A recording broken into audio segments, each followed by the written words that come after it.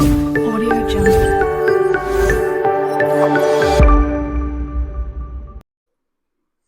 नमस्कार साथियों, मैं अंकित कुमार आपका स्वागत करता हूं हमारे YouTube channel MSN for you में। दोस्तों, आज का जो हमारा टॉपिक होने वाला है उसको बोलते हैं हम हाइपोकैलिमिया। इससे पहले जो हमने टॉपिक डिस्कस किया था, जो हमारी वीडियो में मैं डिस्क्रिप्शन में उसका लिंक डाल दूंगा, हाइपरकैलिमिया। हाइपरकैलिमिया हमने पढ़ा था कि जब आपकी बॉडी के अंदर, आपके ब्लड के अंदर सीरम पोटेशियम का लेवल नॉर्मल अमाउंट से एलिवेट हो जाता है, उसको हम हाइपरकैलिमिया बोलते हैं। तो आज हम उसी का थोड़ा सा एक अपोजिट पोर्शन पढ़ने जा रहे हैं, हाइपोकैलिमिया। जब आपके ब्लड सीरम के अंदर पोटेशियम का अमाउंट नॉर्मल लेवल से थोड़ा सा नीचे चला जाता है तो उसको हम बोलते हैं हाइपोकैलिमिया। समझ आया? सबसे पहले हम देखेंगे कि description of hypokalaemia. Description of hypokalaemia हम पढ़ने वाले हैं कि हाइपोकैलिमिया क्या होता है, क्या नॉर्मल रेंज होती है उसकी, जो नॉर्मल रेंज से कितना नीचे जाने पर हाइपोकैलिमिया हम बोल सकते हैं।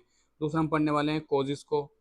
कोजिस के बाद हम पढ़ेंगे हाइपोकैलिमिया को असिस्ट किस तरीके से करना है, क्या क्या वो नर्सिंग डायग्नोस्टिक वैल्यूएशन हो सकते हैं, कौन कौन से लेबोरेटरी जांच हो सकती हैं, कौन कौन से ईसी चेंजेस हो सकते हैं, वो पढ़ेंगे।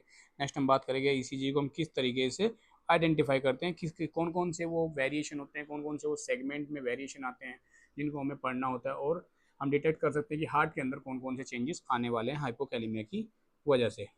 समझ आया साथियों? नेक्स्ट हम बात करेंगे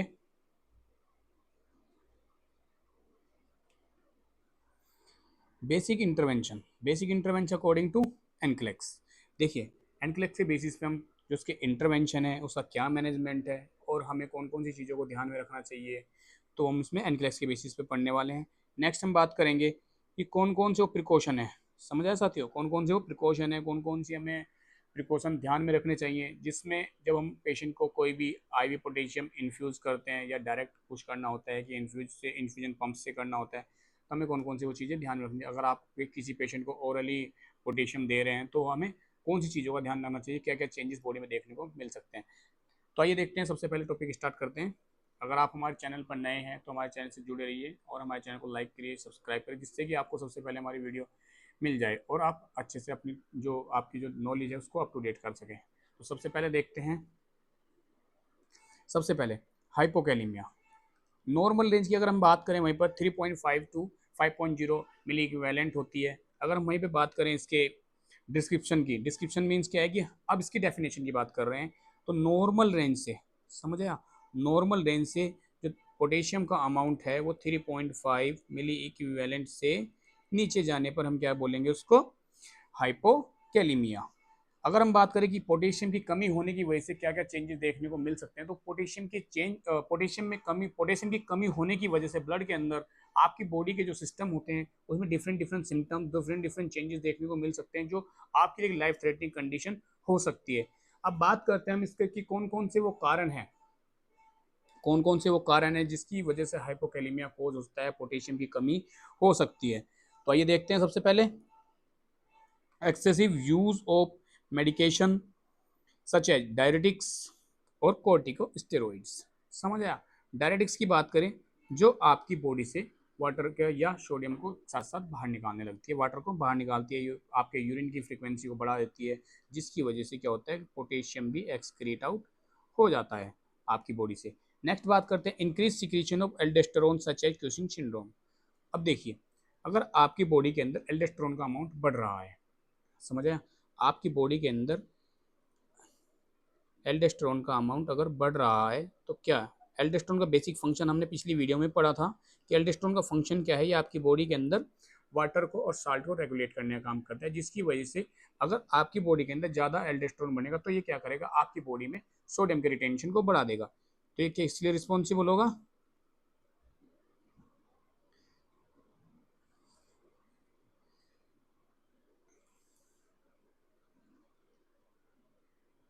वाटर और साल्ट के रेगुलेशन। समझा? वहीं पर ये क्या करता है, ये आपकी बॉडी के अंदर सोडियम का अमाउंट को क्या कर देगा, ये इंक्रीज कर देगा, जिसकी वजह से क्या होगा, पोटेशियम बाहर हो जाएगा। जी हाँ, क्या हो जाएगा, पोटेशियम बाहर हो जाएगा। तो ये कारण है। वो कौन कौन से, एक और कारण हो सकते हैं वोमिटिंग, डायरिया।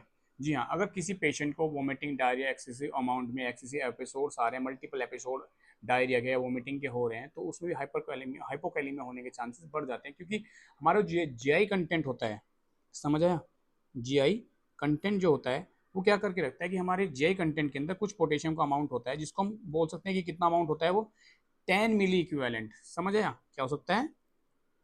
10 मिली इक्विवेलेंट। देखो, जीआई कंटेंट कंटेन, दोस्तों बहुत बारीकी से देखने वाली चीज़ें होती हैं। 10 मिली इक्विवेलेंट पर लीटर पोटेशियम, ठीक है। जो जीआई कंटेंट है उसके अंदर क्या होता है कि 10 मिली इक्विवेलेंट पर लीटर के हिसाब से पोटेशियम प्रेजेंट होता है हमारे।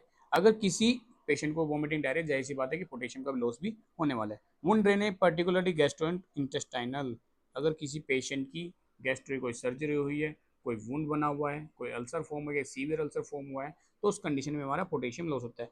प्रोलॉन्ग नेजोगैस्ट्रिक सक्शन, ये हम बता रहे हैं कि आपके जे कंटेंट के अंदर क्या होता है कि पोटेशियम प्रेजेंट होता है, और आप लंबे समय तक, ज़्यादा देर तक कोई जीआई सक्शनिंग कर रहे हैं, कि कोई पेशेंट अगर वोमिटिंग कोई केमिकल इंजेस्ट करके आ गया, कोई पॉइजनिंग का पेशेंट अगर बहुत समय तक आप क्या कर रहे हैं, पेशेंट की सक्शनिंग कर रहे हैं, तो उसमें भी क्या होगा, पोटेशियम लॉस होगा। क्या होगा? पोटेशियम लॉस होगा। नेक्स्ट बात करते हैं एक्सेसिव डायफोरेसिस, मतलब क्या है? स्वेटिंग। अगर पेशेंट को ज़्यादा स्वेटिंग हो रही है तो उस कंडीशन में क्या होगा, हमारा ये जो पोटेशियम होता है ये भी लॉस होता है। नेक्स्ट बात करते हैं अगर किसी पेशेंट को किडनी से रिलेटेड प्रॉब्लम है। समझ आया? किडनी से रिलेटेड प्रॉब्लम है, किडनी से रिलेटेड, जी बिल्कुल, किडनी से रिलेटेड अगर प्रॉब्लम है तो क्या होता है कि पेशेंट की जो प्रॉपर तरीके से वो आपके इलेक्ट्रोलाइट को इम्बैलेंस नहीं कर पाती, बैलेंस नहीं कर पाती, वाटर का रिटेंशन नहीं कर पाती, सोडियम का रिडक्शन ज़्यादा करती है, जिसकी वजह से क्या होता है, जो पोटेशियम होता है वो बाहर निकलता निकलता जाता रहता है। नेक्स्ट बात करते हैं अगर पेशेंट एनपीओ है, एनपीओ मीन नील पर ओरल लिया है, पेशेंट ने फास्टिंग रखा हुआ है, तो प्रॉपर तरीके से जो पोटेशियम का अमाउंट है, पोटेशियम रिच डाइट प्रॉपर तरीके से नहीं ले रहा है, तो पेशेंट क्या होगा, पोटेशियम की कमी हो जाएगी, जिसको हम क्या बोलते हैं, पोटेशियम डेफिशिएंसी। पोटेशियम डेफिशिएंसी, ठीक है साथियों। नेक्स्ट बात करते हैं movement of potassium from the extracellular fluid to intracellular, कौन सी कंडीशन में? एल्केलोसिस में, जब आपके ब्लड सीरम का जो अमाउंट है वो एल्केलोसिस हो जाए, मीन्स 7.5 से ज़्यादा हो जाए। हाइपर इंसुलिज्म, अब देखिए हाइपर इंसुलिज्म ये क्या होता है? हाइपर इंसुलिज्म होता है कि जब आपकी इंसुलिन होता है वो क्या करता है, इंड्यूस करता है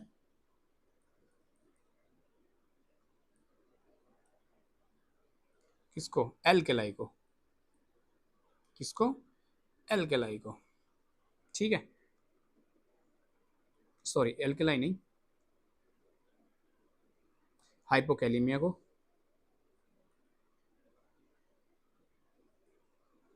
हाइपोकैलेमिया को, किसके अंदर, जिसकी वजह से क्या होता है, प्लाज्मा का अमाउंट बढ़ जाता है। समझ आया? प्लाज्मा का अमाउंट बढ़ेगा तो क्या होगा, जब प्लाज्मा बढ़ेगा तो आपकी जो रेनिन है वो किस पे वर्क करेगा, आपके एंजियोटेंसिन सेकंड पर, एंजियोटेंसिन सेकंड पर। और आपको पता है कि जब आपकी बॉडी के अंदर एंजियोटेंसिन ज़्यादा बढ़ेगा तो एंजियोटेंसिन हमारा किसके लिए रिस्पॉन्सिबल होता है, वैसोकॉन्स्ट्रिक्शन और एल्डेस्टेरोन के लिए, एल्डोस्टेरोन के लिए। और वही हमारा एल्डेस्टेरोन किसके लिए रिस्पॉन्सिबल है, वाटर रेगुलेशन और साल्ट रेगुलेशन, साल्ट रेगुलेशन। वहीं पर अगर हम बात करें क्या करता है, ये सोडियम के रीएब्जॉर्प्शन को बढ़ा देता है, जिसकी वजह से क्या होगा, पोटेशियम बाहर निकल जाएगा, एक्सक्रीट आउट हो जाएगा। समझ आया? तो एक कारण हाइपर इंसुलिनिज्म भी होता है। Next, dilution of serum potassium level. Dilution मतलब क्या है कि जब आपका सीरम पोटेशियम लेवल आपके जो आप एक्सेसिव अमाउंट में, वन ऑफ मोस्ट कारण क्या है कि वाटर इंटॉक्सिकेशन, जिसका मतलब क्या होता है, वाटर पॉइजनिंग। क्या होता है? Water poisoning.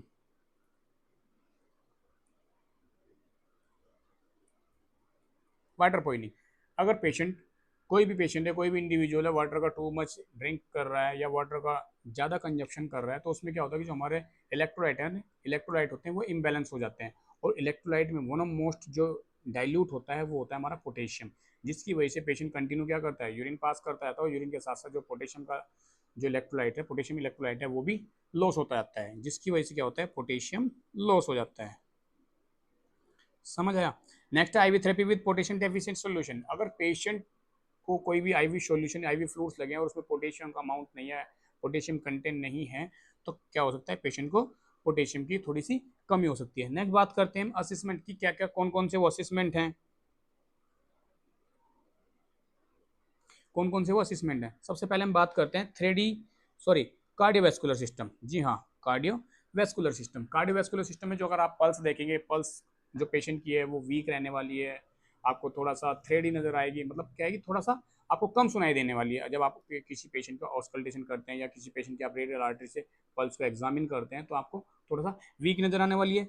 नेक्स्ट थोड़ा सा इरेगुलर नजर आने वाली है। इरेगुलर मतलब क्या है कि स्किप हो सकती है, थोड़ा सा लेट आ सकती है, तो उस कंडीशन में उसको हम बोल सकते हैं इरेगुलर पल्स या वीक इरेगुलर पल्स। नेक्स्ट हम बात कर रहे हैं वीक पेरिफेरल पल्स। जब आप किसी पेशेंट की पल्स को फील करते हैं, पेरिफेरल पल्स को फील करते हैं, तो वो थोड़ा सा वीक नजर आने वाली है, आपको फील नहीं होगी, थोड़ा सा कम फील होगी। नेक्स्ट हम बात करते हैं ऑर्थोस्टैटिक हाइपोटेंशन। ऑर्थोस्टैटिक हाइपोटेंशन क्या होता है? ऑर्थोस्टैटिक हाइपोटेंशन, ऑर्थोस्टैटिक हाइपोटेंशन का मतलब होता है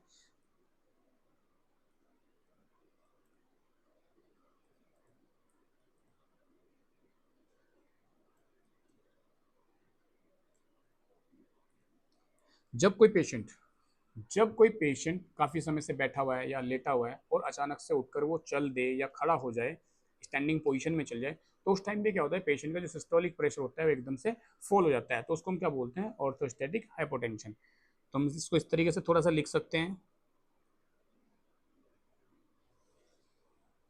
when patient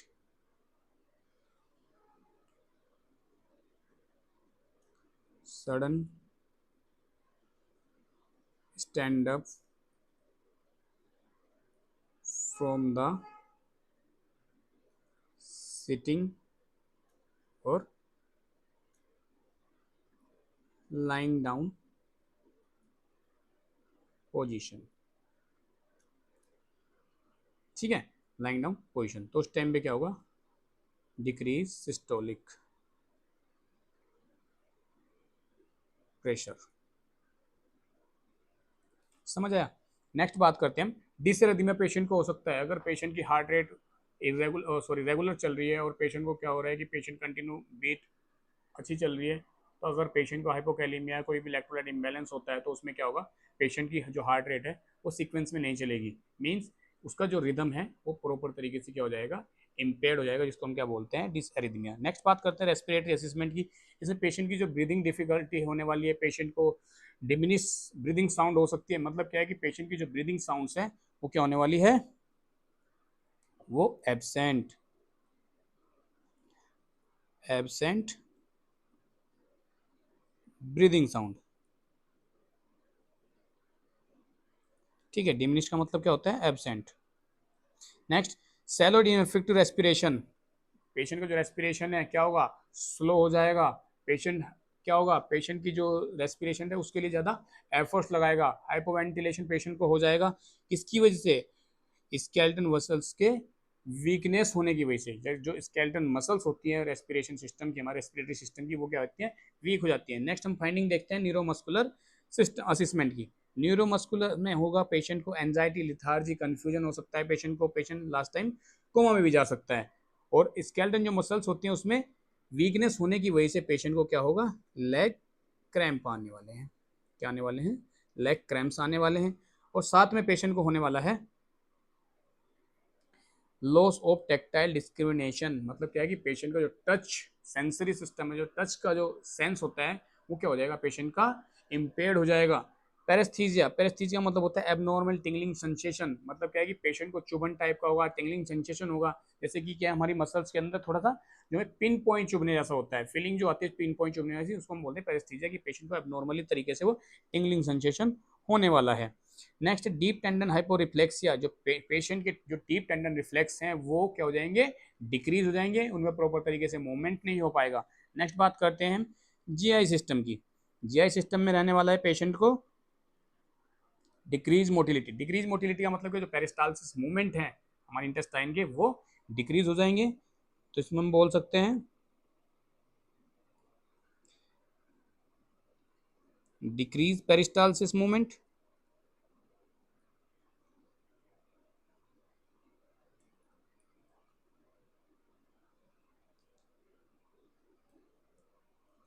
next hypoactive to absent bowel sound, जब आपके पेरिस्टालसिस जो मूवमेंट है वो डिक्रीज हो जाएंगे तो उसमें हम क्या होगा, पेशेंट की जो बाउल साउंड है, जब आप पेशेंट का एब्डोमेन एग्जामिनेशन करते हैं उसमें ऑस्कल्टेशन का जो एक पोर्शन आता है, तो उसमें क्या होगा, पेशेंट को जब आप साउंड हियर करेंगे तो आपको जो बाउल साउंड है वो नहीं सुनाई देगी, एब्सेंट हो जाएगी। क्या हो जाएगी, एब्सेंट हो जाएगी। नेक्स्ट बात करते हैं, पेशेंट को नोजिया वोमिटिंग होने वाला है, कॉन्स्टिपेशन पेशेंट को रहेगा, एब्डोमेन डिस्टेंशन रहेगा और पैरालाइटिक इलियस। अब देखिए पैरालाइटिक इलियस क्या होता है, पैरालाइटिक इलियस, पैरालाइटिक इलियस का मतलब है कि जो हमारा जो भोजन होता है, जो हमारा फूड हम इंजेस्ट करते हैं, तो उसका एब्जॉर्प्शन, उसका ब्रेकडाउन हमारा कहाँ होता है, स्मॉल इंटेस्टाइन में।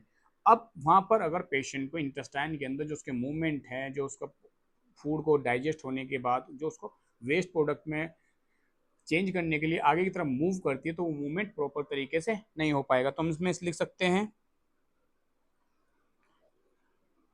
To failure passes the food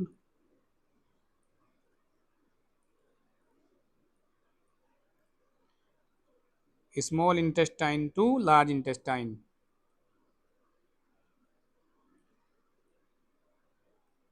to large intestine। ठीक है साथियों, लार्ज इंटेस्टाइन। नेक्स्ट बात करते हैं हम इसमें कौन कौन से चेंजेस आने वाले हैं ईसीजी के अंदर। ईसीजी में जो बेसिकली चेंजेस हमें देखने को मिलेंगे साथियों वो इस प्रकार से हैं।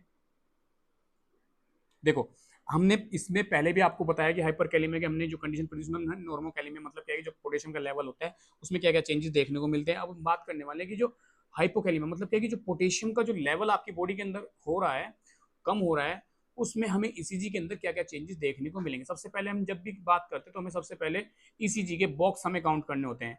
बॉक्स के लिए मैं ईसीजी की एक अलग से वीडियो बनाऊंगा, तो उसमें आपको मैं बॉक्स किस तरीके से काउंट करते हैं, किस तरीके से ईसीजी की कैलकुलेशन करते हैं, वो मैं आपको उसमें बताने वाला हूँ। तो उसमें सबसे पहले हम देख लें कौन कौन से वेरिएशन इसमें आने वाले हैं। तो सबसे पहले अगर हम बात करें एचटी सेगमेंट की, जो एचटी वेव होती है वो डिप्रेस हो रही है। अब देखो एचटी कहाँ पर है, ये हमारा रहने वाला है यहाँ पर।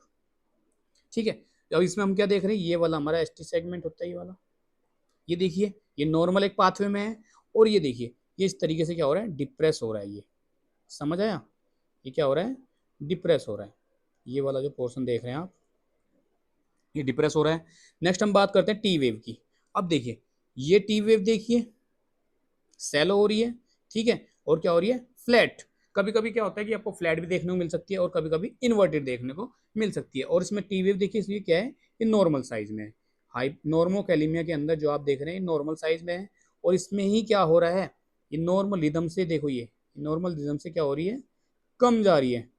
ठीक है, नॉर्मल रिदम से टी जो वेव है ये क्या हो रही है, सेलो हो रही है। कभी कभी आपको ये ईसीजी में देखने को मिल सकता है, फ्लैट भी देखने को मिल सकती है कभी कभी। ठीक है, और इन्वर्टेड, इन्वर्टेड का मतलब क्या है कि ये इस तरीके से देखने को भी मिल सकती है। समझ आया। नेक्स्ट अब बात करने वाले हैं यू वेव। अब देखिए यू वेव इसमें क्या हो रही है, प्रोमिनेंट, जी बिल्कुल। और यहाँ पर नॉर्मल में देखिए एक नॉर्मल रिदम में है। तो इसमें क्या हो रहा है कि ये बिल्डिंग जो इस तरह की बन रही है, जो ये ग्राफ बन रहा है, ये क्या है, ये प्रोमिनेंट हो रही है, मतलब उभर रही है, और यहाँ पर ये कम देखने को मिल रही है।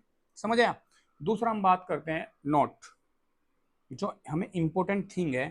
ठीक है दोस्तों, ये इसी के थोड़े से जो चेंजेस हैं, एस टी सेगमेंट इसमें क्या होता है, डिप्रेस होता है। इसमें थोड़ा टी वेव देखेंगे तो इन्वर्टेड और फ्लैट देखने को मिल सकती है।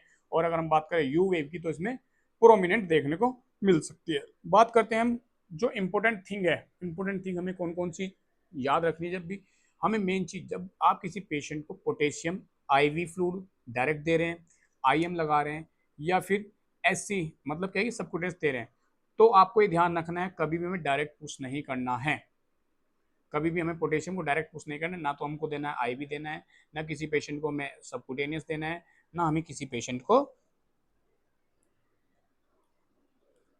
देखो, ना हमें किसी पेशेंट को आईवी देना है, ना हमें आईएम देना है, ना हमें एससी लगाना है। क्योंकि क्या करता है ये आपके पोटेशियम लेवल को इमीडिएटली पीक पे लेके जा सकता है। पीक मतलब क्या, हायर रेंज पे लेके जा सकता है, जिसकी वजह से पेशेंट को क्या हो सकता है, कार्डियक कॉन्ट्रैक्शन आ सकते हैं, पेशेंट को कार्डियक अरेस्ट पड़ सकता है, पेशेंट की जो ब्लड इन्वेस्टिगेशन आप देखेंगे तो वो पीक पे हो सकती है, जिसकी वजह से क्या होगा, पेशेंट का जो पोटेशियम का अमाउंट है वो लीथल लेवल पे जा सकता है। लिथल लेवल को एक्सेसिव अमाउंट में पेशेंट को कॉन्ट्रैक्शन आ सकते हैं। समझ आया? तो इसलिए हम पेशेंट को क्या करते हैं, कभी भी डायरेक्ट हम आईवी आईएम और सबकुटेनियस पोटेशियम का इंजेक्शन एडमिनिस्टर नहीं करते हैं। नेक्स्ट हम बात करते हैं, जब भी आप किसी पेशेंट को पोटेशियम लगाने जा रहे हैं तो हमेशा हमें वो डाइल्यूट रखना है। मतलब डाइल्यूट क्या करना है कि हमें किसी पेशेंट का अगर आप 1 ml 1 मिली इक्विवेलेंट पोटेशियम लगाने जा रहे हैं तो आपको 10 ml एनएस या किसी सॉल्यूशन में आपको डाइल्यूट करके पेशेंट को लगाना है। बेसिकली हमें जब भी हम किसी पेशेंट को आईवी इन्फ्यूजन लगाते हैं तो हमें इन्फ्यूजन पंप का हमेशा यूज करना है, जिससे क्या है कि आप अगर पेशेंट का पोटेशियम का अमाउंट अगर बढ़ रहा है तो आप उसको अच्छे से कंट्रोल कर सकें। ठीक है, नेक्स्ट हम बात करते हैं इंटरवेंशन। इंटरवेंशन पेशेंट के रहने वाले हैं, monitor, always monitor electrolyte values, मतलब कि पेशेंट की जो इलेक्ट्रोलाइट वैल्यूज हैं उनको हमेशा हमें मॉनिटर करना है। नेक्स्ट हम एडमिनिस्टर पोटेशियम सप्लीमेंट ओरली इंटरमिस्टर एज प्रिस्क्राइब, मतलब क्या है कि जब भी आप किसी पेशेंट को पोटेशियम देने जा रहे हैं तो अगर ओरली दिया है तो पेशेंट को हमें क्या करना है कि हमें बताना है कि उसका जो लिक्विड में अगर हम अपन दे रहे हैं, लिक्विड का जो टेस्ट थोड़ा सा क्या होता है वो अनप्लीजेंट होता है, तो हमें किसी फूड के साथ, किसी फ्रूट के साथ या किसी जूस के साथ हमें वो मिक्स करके देना होता है। अगर आप इंट्राविनसली किसी पेशेंट को लगा रहे हैं तो इंट्राविनसली पोटेशियम लगाते समय हमें क्या करना है, पेशेंट को आईवी इन्फ्यूजन का हमें यूज करना है। नेक्स्ट बात करते हैं हम ओरल पोटेशियम सप्लीमेंट की। ओरल पोटेशियम सप्लीमेंट जब भी आप पेशेंट को दो तो पेशेंट को जीआई प्रॉब्लम हो सकती है। अब जीआई प्रॉब्लम कौन कौन सी होती है, वो जीआई प्रॉब्लम पेशेंट का एब्डोमिनल डिस्टेंशन हो सकता है, पेशेंट को जीआई ब्लीडिंग हो सकती है, पेशेंट को एसिडिटी प्रॉब्लम हो सकती है, और पेशेंट का क्या हो सकता है, पेशेंट को नोजिया वोमिटिंग की शिकायत हो सकती है। तो हमें क्या करना है, कभी भी पेशेंट को एम्प्टी स्टमक नहीं देना है। एम्प्टी स्टमक क्या है कि मतलब खाली पेट नहीं देना है, बिफोर मील नहीं, कभी आपको पोटेशियम नहीं देना है ओरली। नेक्स्ट बात करते हैं, अगर आप किसी पेशेंट को लिक्विड पोटेशियम क्लोराइड दे रहे हैं, लिक्विड पोटेशियम क्लोराइड दे रहे हैं तो उसका टेस्ट कैसा होता है, अनप्लीजेंट। तो कभी भी हमें जूस के साथ या फिर अनदर लिक्विड के साथ आप ये चेंगे, क्योंकि इसका जो टेस्ट है वो क्या होता है, अनप्लीजेंट। क्या होता है, अनप्लीजेंट। नेक्स्ट हम बात करने वाले हैं दूसरे इंटरवेंशन की, इंट्रावेनसली पेशेंट को जब आप दें, इंट्रावेनसली आप एडमिनिस्टर कर रहे हैं तो हमेशा हमें क्या करना है, ये पेशेंट को हमें इन्फ्यूजन पंप में यूज करना है।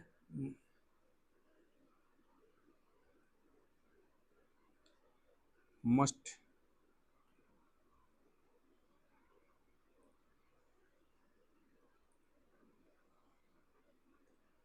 तो हमें क्या करना है, ये हमें इसका यूज करना है। नेक्स्ट हमें बात करनी है, जब भी आप किसी पेशेंट को आईवी पोटेशियम लगा रहे हैं तो हमें इन्फ्यूजन पंप का यूज करना है। दूसरा, institute safety major for the client experiencing muscle weakness, मतलब किसी पेशेंट को अगर मसल वीकनेस हुई है तो आपको जो उसकी प्रायोरिटी बनती है, आपको पेशेंट को सेफ्टी देनी है। अगर पेशेंट वॉक कर रहा है तो आपको क्रचेस देना है, अगर पेशेंट साइड लाइन पोजिशन में या बेड पे लाइन डाउन है तो आपको साइड रेल्स का प्रॉपर तरीके से यूज करना है। नेक्स्ट, अगर पेशेंट पोटेशियम लूजिंग डायरेटिक्स ले रहा है या पेशेंट को डायरेटिक्स चल रहे हैं और पेशेंट का जो पोटेशियम लेवल है वो डाउन जा रहा है तो हमें क्या करना है, इमीडिएटली होल्ड कर देना है। क्या करना है, इमीडिएटली होल्ड कर देना है।